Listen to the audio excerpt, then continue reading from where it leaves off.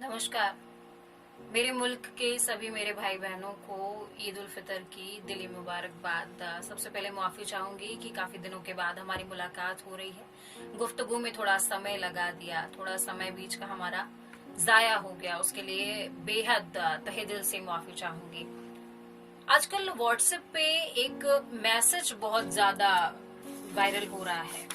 राम की एक फोटो है, भगवा कलर का बैकग्राउंड है, राम लिखा हुआ है उस पर, और उस पर लिखा हुआ है कि पूरी ईद तक ये डीपी सभी हिंदुओं के मोबाइल पर होना चाहिए। ईद तक सभी हिंदुओं के मोबाइल पर। क्या मुझे मेरा धर्म साबित करने के लिए कि मैं मेरे धर्म के लिए कितनी वफादार हूँ, ये डीपी लगाना जरूरी है राम के नाम की? या फिर कोई और अपने धर्म के प्रति कितना वफादार है, उसके लिए सेना के जवानों पर पत्थरबाजी करना जरूरी है? तभी मेरे धर्म की जो ईमानदारी है मेरे धर्म के प्रति वो साबित होगी। ये बहुत बड़ा सवाल है। मैं उन पत्थरबाजों में और इन लोगों में जो इस तरह का मैसेज फॉरवर्ड कर रहे हैं, दोनों में कोई ज्यादा अंतर नहीं समझती।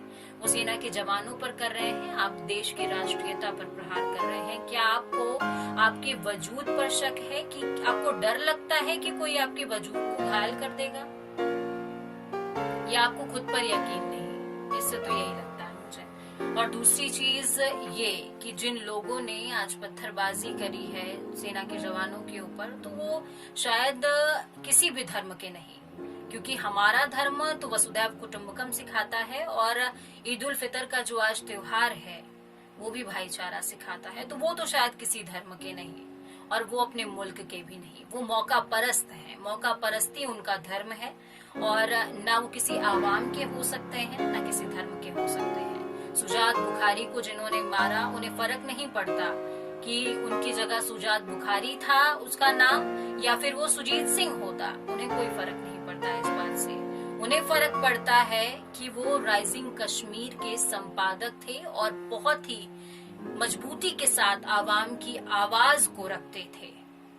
हर गलत को गलत और सही को सही कहते थे। उन्हें इस बात से फर्क पड़ता है।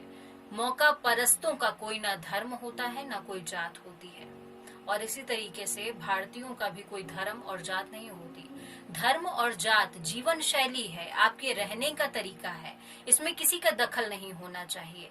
लेकिन जब आप भारतीय हैं तो आपको हर धर्म का सम्मान करना आना चाहिए। आप एक परिवार के जैसे हैं। जैसे आपके दो भाइयों में सोच अलग हो सकती है, लेकिन है तो एक ही खून ना। तो उसी तरह धर्म अलग हो सकता है, जीने का सलीका तरीका अलग हो सकता है, लेकिन नागरिक आप एक ही देश के हैं, ये बात ध्यान रखिए। मुझे हाथ में पत्थर लिए वो हाथ, और आज मैंने कुछ नजारा यहाँ राजधानी में देखा, जयपुर में देखा कि कुछ भाई, मुस्लिम भाई जो थे, वो सड़कों पर जो राहगीर जा रहे थे उनको शरबत पिला रहे थे। और या फिर लखनऊ की बात करूं, मैं लखनऊ की हूं, तो बड़े मंगल पर भंडारे चलते हैं। मुझे वो हाथ ज्यादा कबूल है, सिवाय उन हाथों के जिन्होंने इस तरह के मैसेजेस टाइप किए हैं, उन हाथों के जिन्होंने पत्थरबाजी करी है।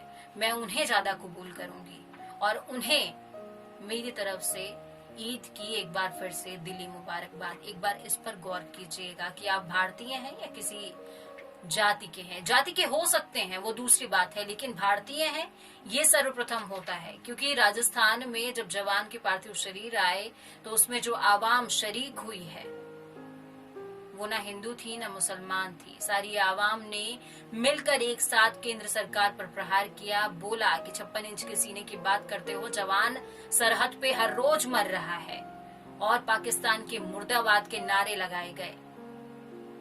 वो आवाम पूरी हिंदुस्तानी आवाम थी, भारतीय थे। उसमें ना कोई हिंदू था, ना कोई मुसलमान था, ना कोई सिख था, ना कोई ईसाई था। आज भी जरूरत उसी बात की है, जरूरत उसी शरबत के ग्लास की है, और जरूरत उसी भंडारे पे आगे बढ़ते हुए हाथ की है, लंगर में खाना खिलाते हुए हाथों की है, ना कि उन हाथों की जिनके हाथों में पत्थर, कैरोसिन की बोतलें और 100 रुपए चंद रुपए हों, जो कि मौका परस्ती में डूबे हुए हों। एक बार इस पर विचार कीजिएगा।